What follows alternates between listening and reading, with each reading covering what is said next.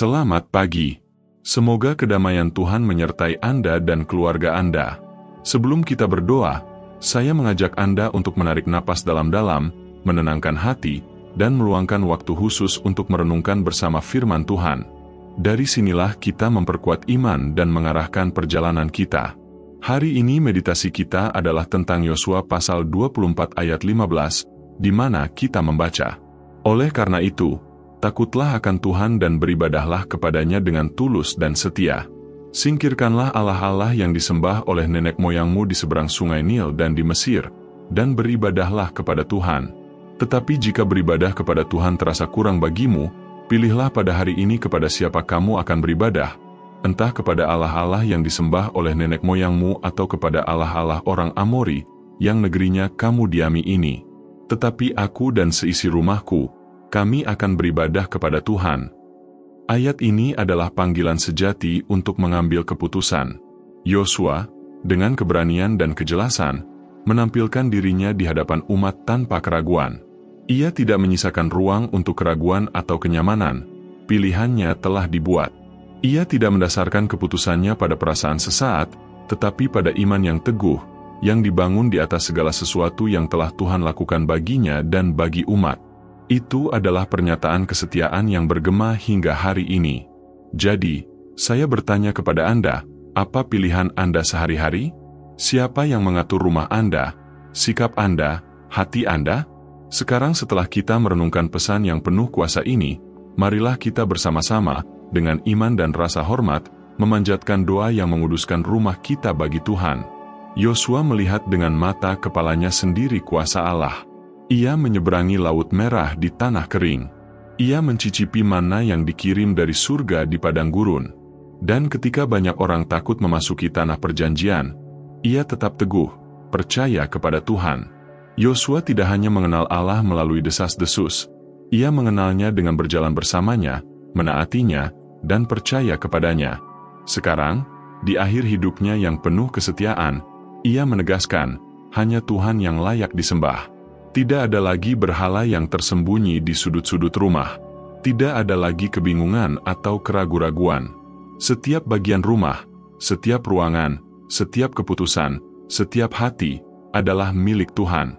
Perhatikan bahwa Yosua tidak hanya berbicara untuk dirinya sendiri. Ia menyertakan keluarganya, "Aku dan seisi rumahku." Ini menunjukkan bahwa ia memahami perannya sebagai pemimpin rohani, tidak hanya di hadapan bangsa, tetapi juga di dalam rumahnya sendiri. Ia tahu bahwa rumahnya adalah pelayanan pertamanya. Rumah adalah tempat di mana nilai-nilai terbentuk, di mana kebiasaan terbentuk, di mana cerita dimulai. Yosua punya satu misi, memastikan bahwa keluarganya mencerminkan karakter Allah, bukan cara-cara dunia di sekitar mereka. Dan yang paling mengesankan, orang-orang menanggapinya. Dalam ayat 16-18, mereka berkata dengan keyakinan, "Jauhlah dari kami untuk meninggalkan Tuhan dan melayani Allah lain. Tuhan, Allah kami, telah membawa kami keluar dari Mesir, dari rumah perbudakan, dan yang melakukan tanda-tanda dan keajaiban-keajaiban besar di depan mata kami. Dia melindungi kami sepanjang jalan. Kami juga akan melayani Tuhan, karena Dia adalah Allah kami." Sungguh momen yang luar biasa. Umat tidak hanya menanggapi dengan spontan. Mereka mengingat. Mereka menoleh ke belakang dan menyadari tangan Tuhan yang menuntun setiap babak sejarah mereka. Mereka mengingat Tuhan yang menyelamatkan, Tuhan yang setia, Tuhan yang menepati janjinya. Pilihan pribadi Yosua menjadi gerakan kolektif pembaruan rohani. Keberaniannya mengobarkan kembali iman seluruh bangsa. Keputusannya mengingatkan mereka tentang siapa Tuhan dan semua yang telah Dia lakukan. Sekarang, berhentilah sejenak dan pikirkan, bagaimana dengan rumah Anda? Bagaimana dengan hati Anda? Dapatkah Anda, seperti Yosua, menyatakan dengan pasti, "Tetapi aku dan seisi rumahku, kami akan beribadah kepada Tuhan"? Ini bukan sekadar ungkapan indah untuk dipajang di dinding. Ini adalah komitmen mendalam yang mengatakan, Yesus tidak hanya diterima di sini. Dia adalah pusat dari segalanya. Jika Anda dapat melihat kehidupan Anda dan melihat betapa Tuhan telah menopang Anda, betapa banyak pintu yang telah Dia buka, betapa sering Dia telah menguatkan Anda ketika Anda tidak memiliki kekuatan lagi, maka mungkin hari ini adalah momen Yosua Anda. Mungkin inilah saatnya untuk bangkit dan menyatakan, Tuhan, aku memilih MU. Aku tidak ingin menjalani iman yang suam-suam kuku, atau hanya mempersembahkan sebagian kepada MU. Aku ingin memberikan segalanya. Hari ini adalah hari untuk memulai kembali. Jika pesan ini menyentuh hati Anda, berlanggananlah ke saluran ini, sukai videonya, bagikan dengan seseorang yang spesial dan berikan komentar di bawah dengan mengatakan, tetapi aku dan seisi rumahku, kami akan beribadah kepada Tuhan. Partisipasi Anda memperkuat rantai iman ini. Ketika Yosua berkata, pilihlah pada hari ini kepada siapa kamu akan beribadah. Ia mengatakan sesuatu yang lebih dalam daripada yang terlihat pada awalnya. Ia memanggil orang-orang untuk membuat keputusan yang sadar, sebuah pilihan yang membutuhkan keberanian. Anda tidak dapat melayani dua tuan.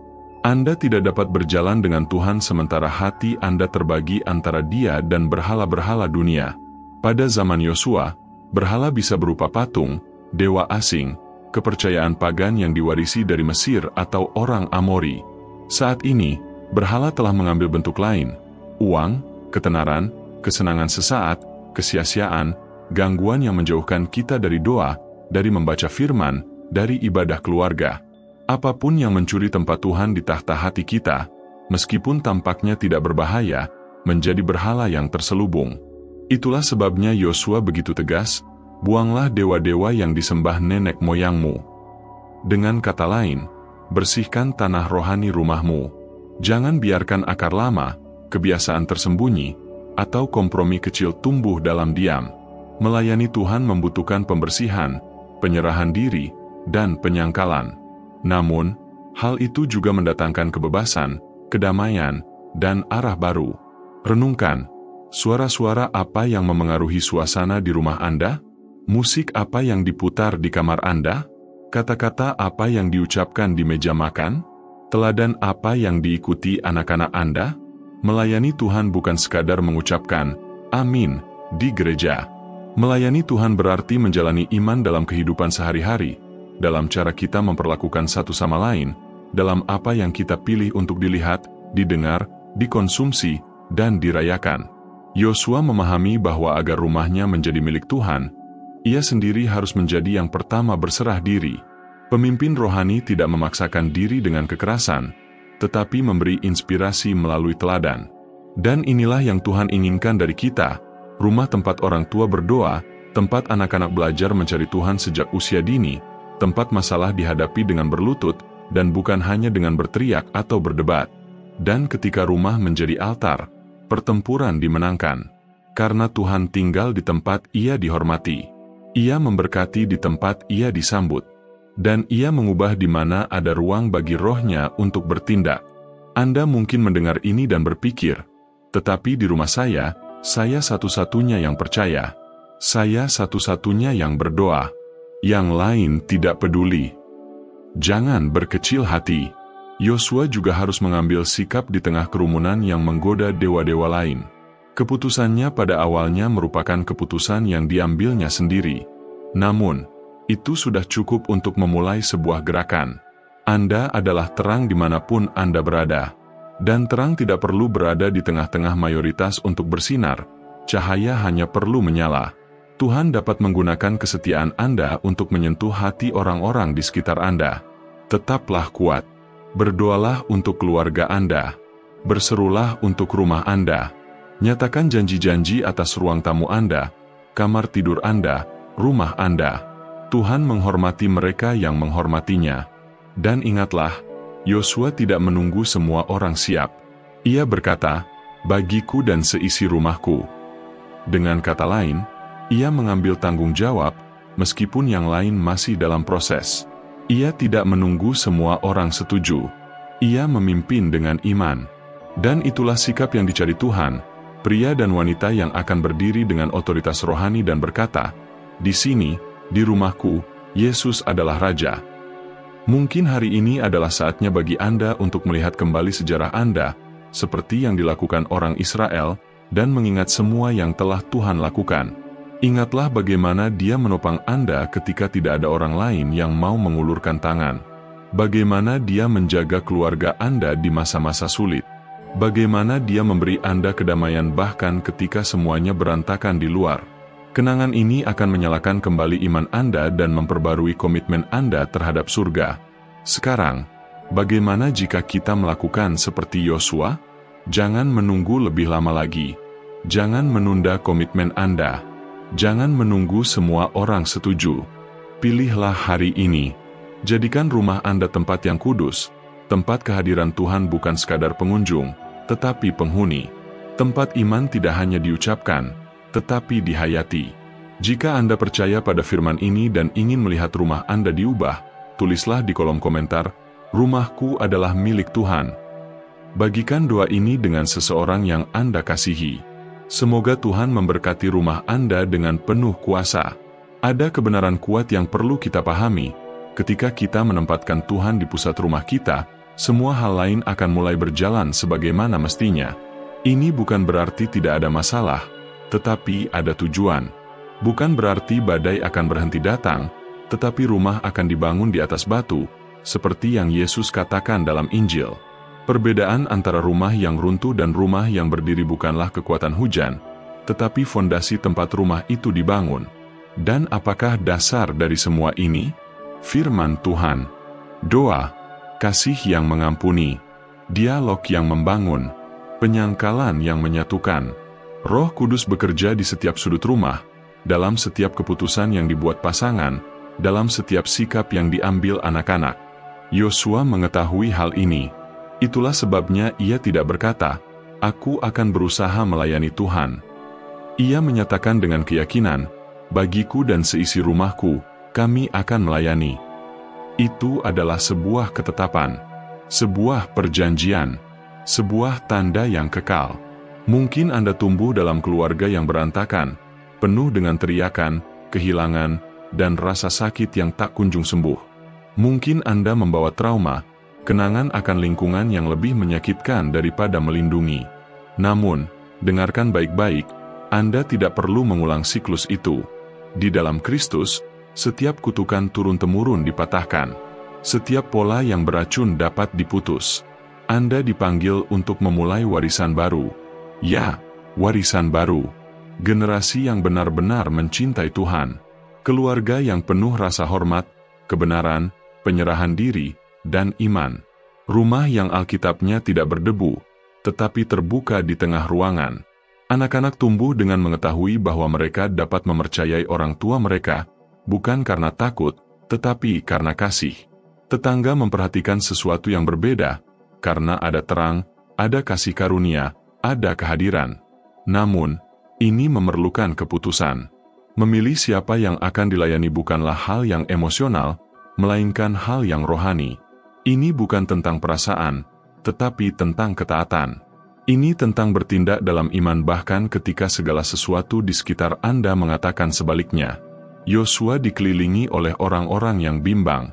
Namun, ia teguh pendirian. Ia tidak membiarkan budaya di sekitarnya mencemarinya. Dan Tuhan memuliakannya. Dan ketika Anda memutuskan seperti Yosua, Tuhan mulai bertindak di area yang tampaknya mustahil. Pintu-pintu terbuka. Hati yang keras mulai melunak. Hubungan mulai dipulihkan. Suasana di rumah berubah. Di mana ada kebingungan, di sana ada kedamaian. Di mana ada teriakan, dialog lahir. Di mana ada ketakutan, di sana ada harapan. Dan jangan berpikir Anda harus sempurna agar hal ini terjadi. Tuhan tidak mencari rumah yang sempurna, tetapi hati yang siap sedia. Dia tidak mencari keluarga yang tidak pernah membuat kesalahan, tetapi keluarga yang bertobat dan memulai hidup baru. Tidak ada kekacauan yang tidak dapat Dia bersihkan. Tidak ada tembok retak yang tidak dapat Dia pulihkan dengan kasih-Nya. Mulailah hari ini dengan apa yang Anda miliki. Doa sebelum tidur. Nyanyian pujian di pagi hari. Pelukan yang tulus. Permohonan maaf. Secangkir kopi yang disantap dengan rasa syukur. Tuhan bekerja dalam hal-hal kecil. Dan seiring waktu, benih-benih ini tumbuh dan berkembang. Karena ketika sebuah rumah melayani Tuhan, ia akan menjadi surga di bumi. Jadi nyatakan lagi, bagiku dan seisi rumahku, kami akan beribadah kepada Tuhan. Nyatakan dengan lantang. Tuliskan di pintu masuk rumahmu, di cermin kamar tidurmu, di kenangan dalam hatimu. Jadikan itu sebagai semboyanmu, arahmu, jangkarmu. Jika pesan ini menyentuh hati Anda, bagikan dengan orang-orang yang Anda kasihi dan nyatakan di kolom komentar, "Rumahku milik Tuhan." Semoga berkat Tuhan meliputi setiap sudut rumah Anda, hari ini dan selamanya. Amin. Sekarang, pejamkan mata Anda sejenak. Bayangkan rumah Anda diubah oleh kehadiran Tuhan. Lihatlah ruang tamu yang dipenuhi tawa, kamar tidur yang dipenuhi kedamaian, dapur yang dipenuhi aroma roti yang baru dipanggang, dan suara percakapan yang menyentuh hati. Bayangkan hati yang bersatu, mata yang bersinar dengan harapan, pelukan yang diberikan tanpa tergesa-gesa. Visi ini bukanlah fantasi, ini adalah cerminan dari apa yang Tuhan inginkan bagi Anda. Namun, membayangkan saja tidaklah cukup. Kita perlu berdoa, berseru, dan bertindak dengan iman. Kita perlu memilih, seperti yang dilakukan Yosua, bahkan ketika tampaknya lebih mudah untuk mengikuti dunia. Kita perlu melawan tekanan, memutuskan hubungan dengan pola-pola yang menjauhkan kita dari Tuhan, dan menancapkan bendera kerajaan di tengah-tengah rumah kita. Tidak ada kenetralan rohani, Anda harus memengaruhi rumah Anda dengan terang, atau kegelapan akan mengambil alih. Dan jika Anda telah mencoba dan merasa frustrasi, jika Anda telah berdoa dan tidak ada yang berubah, ketahuilah ini, Tuhan tidak melupakan Anda. Waktunya tidak seperti waktu kita. Terkadang Dia bekerja dalam keheningan, membentuk hati, merobohkan benteng yang tak terlihat, mempersiapkan jalan bagi sesuatu yang lebih besar. Teruslah maju. Teruslah percaya, karena ketika Anda tidak menduganya, mukjizat akan mengetuk pintu Anda. Sekarang, dengan iman, marilah kita berdoa bersama. Tuhan, kami memuji MU atas kesetiaan MU. Hari ini, kami menempatkan rumah kami di hadapan MU. Semoga kehadiran MU memenuhi setiap ruangan, setiap sudut, setiap hati yang hidup atau melewati rumah ini. Semoga kasih MU mengusir semua ketakutan, semua perselisihan, semua rasa sakit yang tersembunyi. Kami menyatakan bahwa rumah ini milik MU. Semoga Engkau menjadi fondasi, atap, dinding, dan pusat dari semuanya. Berkatilah setiap anggota keluarga. Sembuhkan luka lama, pulihkan ikatan yang rusak, nyalakan kembali cinta yang telah mendingin. Berikanlah kami kebijaksanaan untuk memaafkan, keberanian untuk berbicara, kelembutan untuk mendengarkan, dan iman untuk terus maju. Semoga rumah kami menjadi tempat berlindung, tempat kedamaian MU berkuasa dan nama MU ditinggikan. Seperti yang Yosua nyatakan, kami juga menyatakan, mengenai aku dan seisi rumahku, kami akan melayani Tuhan. Berapapun biayanya, apapun yang terjadi, komitmen kami dibuat untuk MU. Dan kami percaya bahwa di mana Tuhan berada, yang tidak mungkin menjadi mungkin. Dalam nama Yesus, amin. Sekarang tarik napas dalam-dalam. Rasakan kedamaian yang menyerbu. Roh Kudus menyentuh Anda, menyentuh rumah Anda. Tidak peduli masa lalu, hari ini siklus baru dimulai. Dan Anda tidak sendirian. Tuhan menyertai Anda. Dia tinggal di tempat yang Dia sambut, dan Anda telah mengundangnya. Karena itu, teruslah maju dengan iman, karena hal-hal besar akan datang. Jika doa ini menyentuh hati Anda, tulis di kolom komentar, "Bagi saya dan seisi rumah saya, kami akan beribadah kepada Tuhan." Sukai, bagikan, dan sampaikan pesan ini kepada keluarga lain yang juga membutuhkan penyembuhan, pemulihan, dan petunjuk. Semoga rumah Anda menjadi mercusuar cahaya dimanapun Anda berada. Tuhan memberkati Anda.